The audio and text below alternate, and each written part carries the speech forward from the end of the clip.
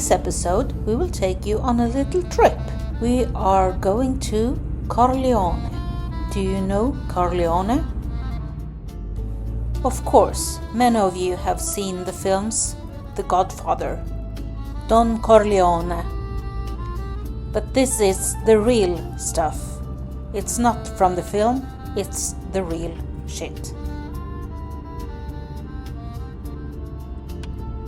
But first, we booked ourselves a really good treat. A night in Corleone with dinner.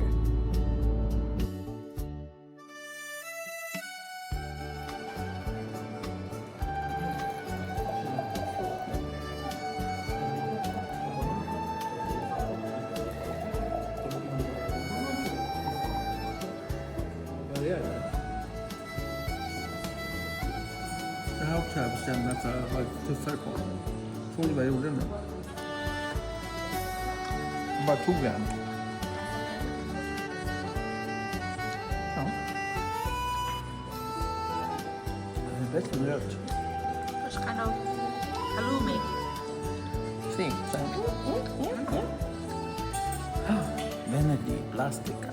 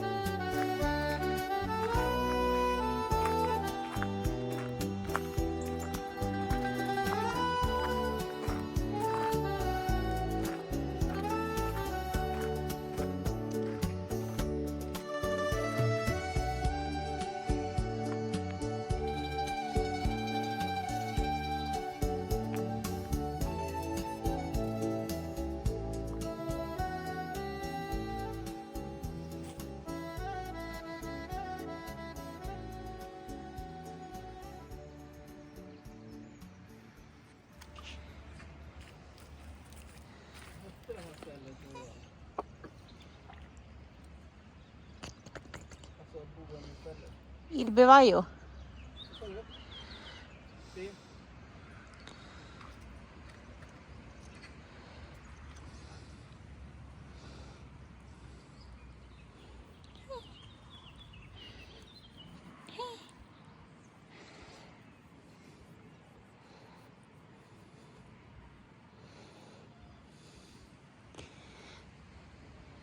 Du är fin.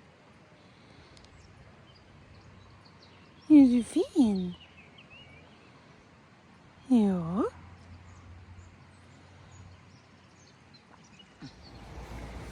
So, we woke up outside Corleone in the mountains, where we rented a small bungalow. You can see the windmills on the top of the mountain. Linda is spending some time with the donkey and the horse,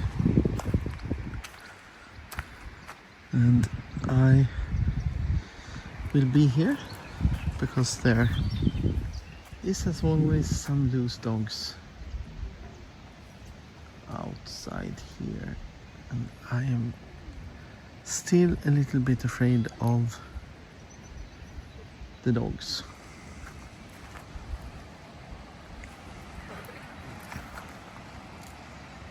So I'm going to show you the way down to the bungalow really quick.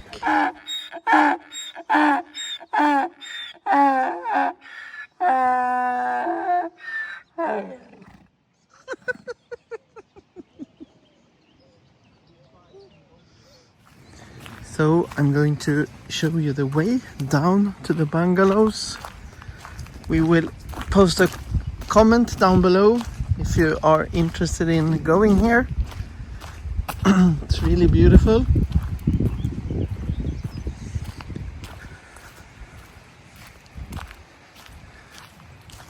It's in between these two mountains.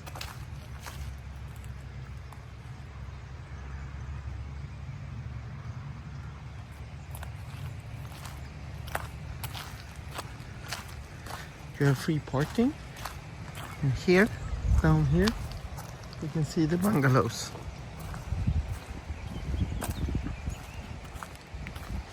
You can also hear the water.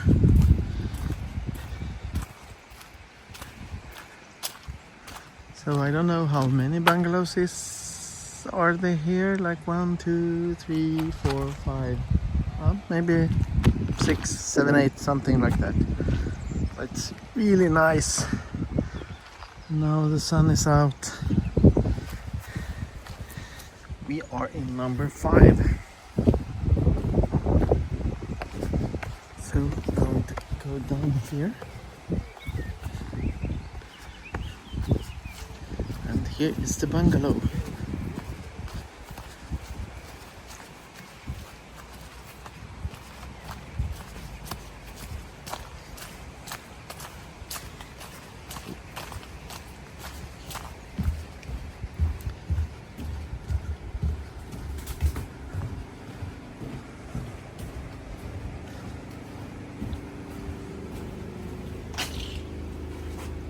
So let's go in. So we just went inside the door, and there's a small dinner table, a really small TV. There's a couch area, and this is outside. And now it's off season, but when it's in season, you will sit outside here, you know, having your morning coffee. It's air conditioned, both the living area and the bedroom area. It's a nice toilet, really nice, with shower.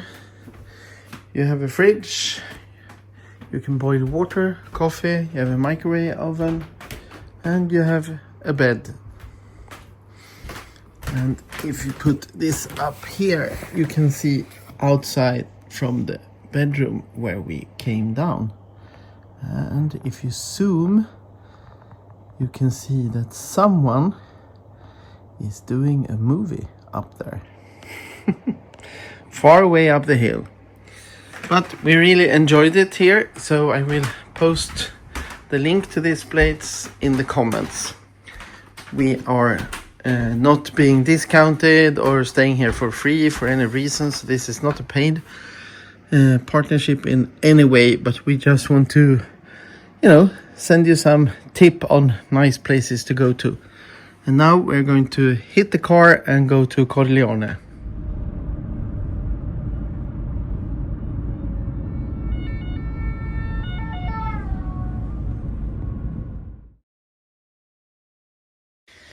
Okay, I think it's time to have some history lessons about Sicily.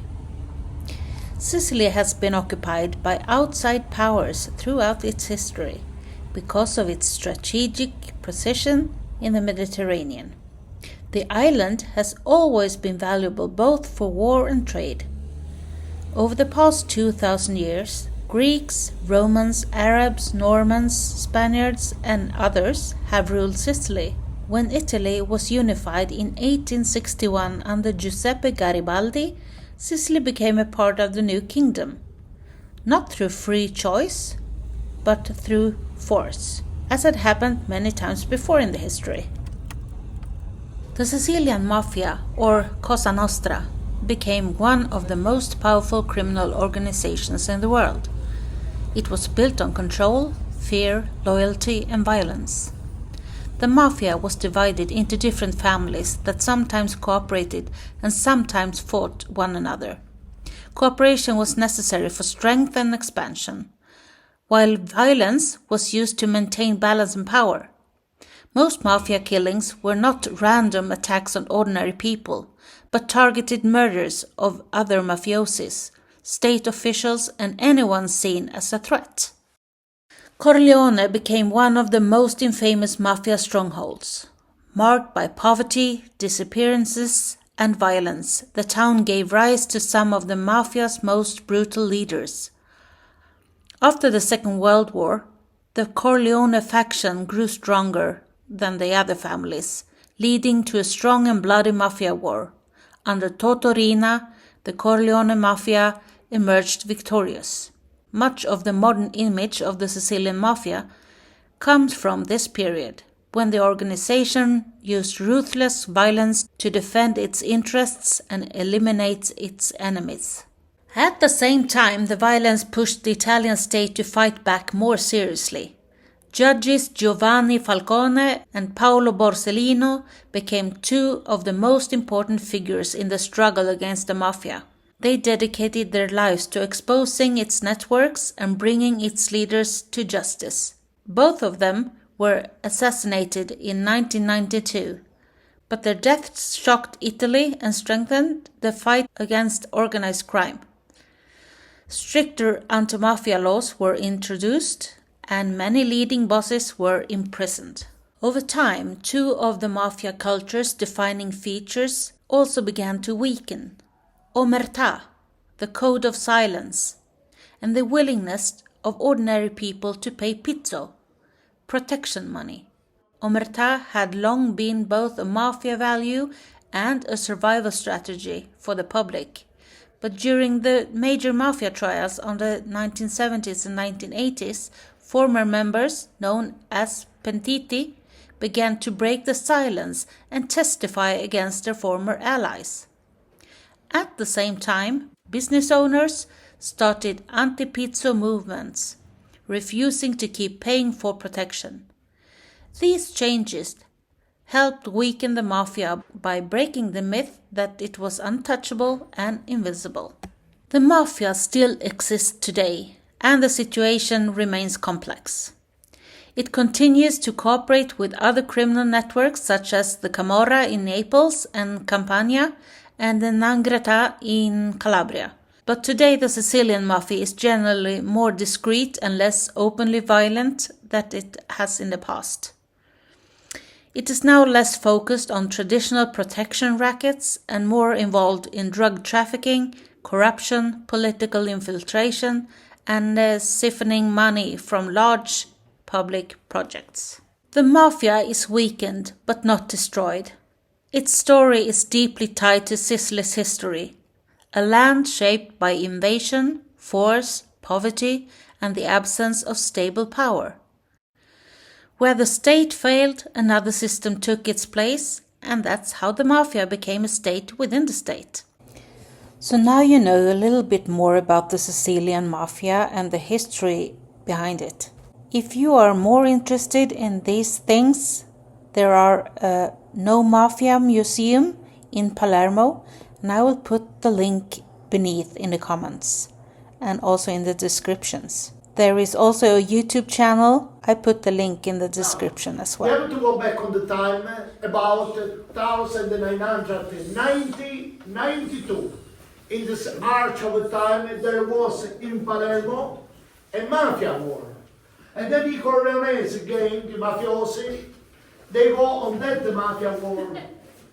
And then the Corleone's boss, this name is Salvatore Rina, Totorina, with his friend Bernardo Provenzano, and then the Bagarella, the Corleone's. And when they go down in Palermo, they killed two boys from a boss mafia in Palermo. The name is Tommaso Buscetta. Questa è la storia d'Italia. Va bene? And then for you, why there was this mafia war? Perché c'è la guerra di mafia in Palermo, signora? Per che cosa? Per il potere. No, non c'è il potere. No. No. Soldi. Bravissimo, very well. For what kind? Drugs. Come? Drugs. Droga. Bene, signora. Vuol dire che quella dalla Svezia lo sanno e noi non lo sappiamo. La droga. No, i soldi, vabbè, per me potere. Drug. Thank you. Sei una thing. What is Giuliano? This man was...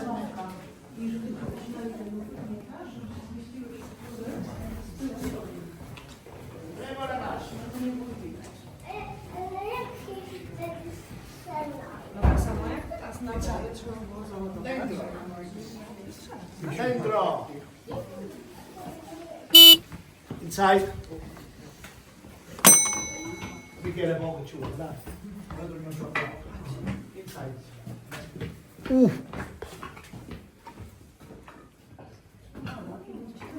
Let's be sure.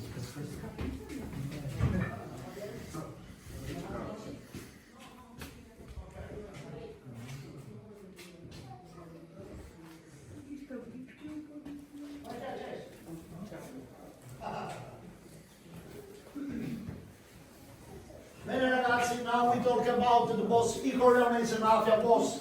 These people you see on the wall, you know, they are all boss, I Corleone's Mafia. And then we begin from the first one. The first one was in the town, was Giuseppe Battaglia. Oh my God. What is this? What is this, the prison?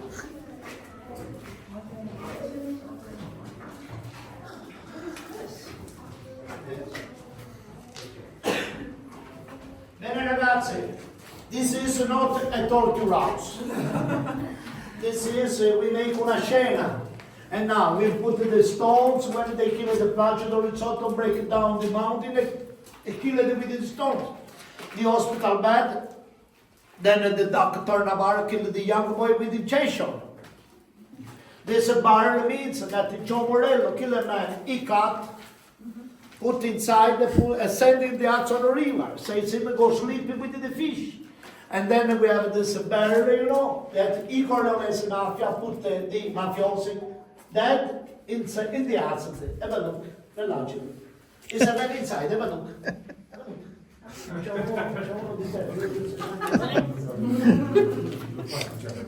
Il vengo tu stesso. Ragazzi, ora arrivo signore. This was the farmer, they work from this aristocrat family, they stay upstairs. And then they left everything inside.